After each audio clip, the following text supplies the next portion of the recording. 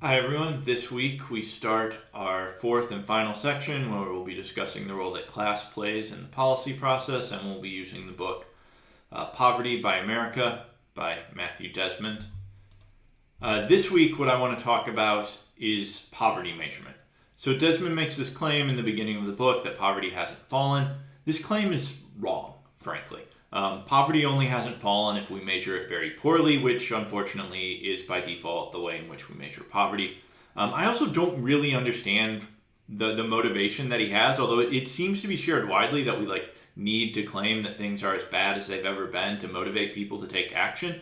It seems to me that it would be far more motivating to be saying hey, we made a bunch of progress, come join us and we'll continue making progress, right?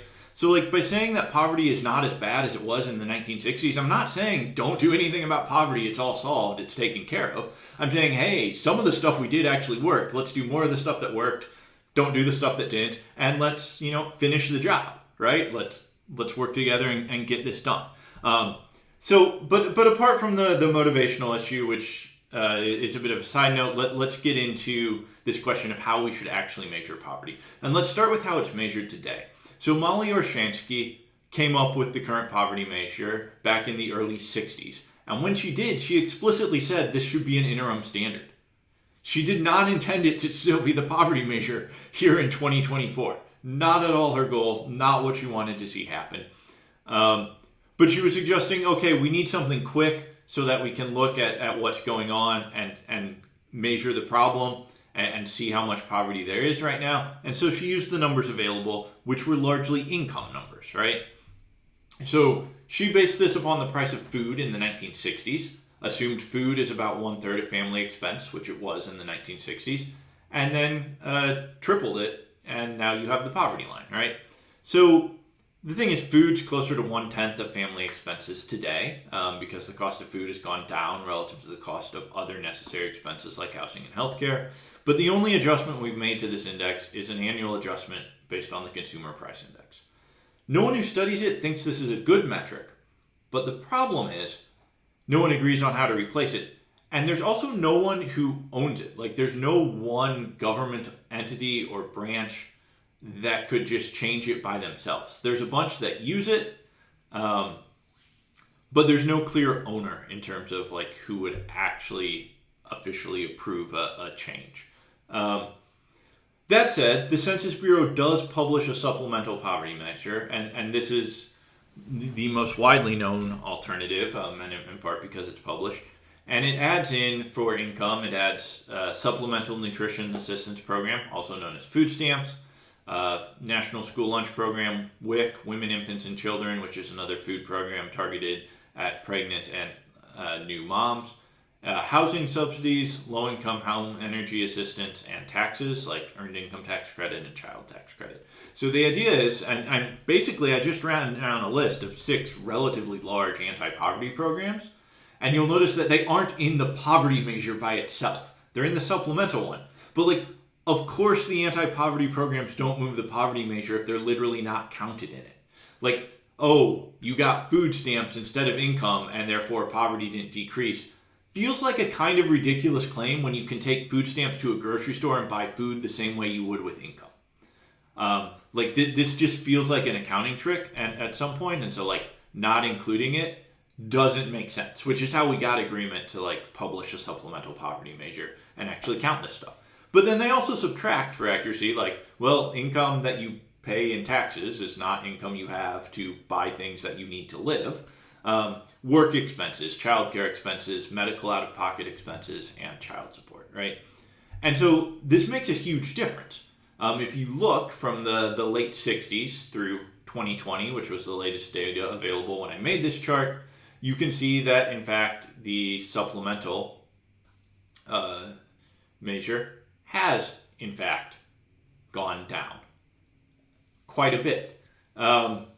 The dip into 2020 is a result of hugely expanding the child tax credit, which cut child poverty by itself in half, but was not renewed. So here again, we are making choices, right? We could cut child poverty in half. We literally know how to do it because we did it, and then we just didn't renew it. like at most things, it has a price tag attached, but like it can be done. But another idea for measuring poverty says, what if we didn't just care about income? What if we just went more or less away from that idea and we say we care about well-being? We think of poverty as deprivation. We want people to be better off.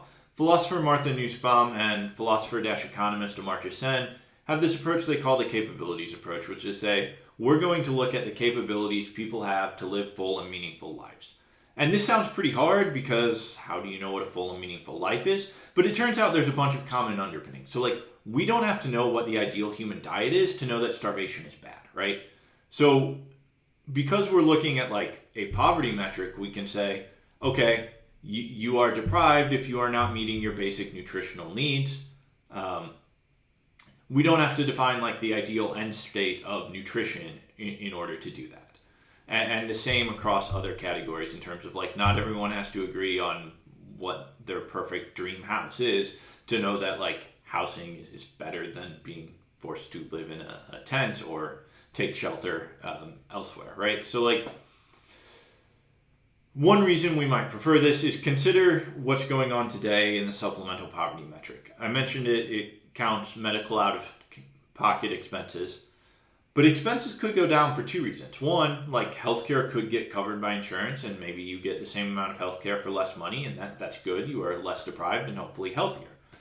Or it could go down because you couldn't afford it and you just went without medical care, which is bad. And since that change could be good or bad, but reflects the same way on the index, we have a gap. And we should care about this difference. We should care about people getting medical care. So one thing we could measure is like, do people have access to medical care? And these sorts of multidimensional poverty metrics are quite common in international development work, but they're not used in the US. We could build one. The American Community Survey already asked about like 9 indicators we could use that I've grouped roughly into like health, education, and economic. But like we could ask, do you have insurance or not? Self-reported, do you have difficulty taking care of yourself? Do you live in overcrowded housing? Educational attainment, internet access. This is a big one today. Like the ability to access the internet is part of being fully integrated into society. And thus, on some level, like not having access to that flow of information is in fact a form of deprivation in modern society, right? It's not everything, right? Like given a choice between not having internet and not having food, I would choose not having internet.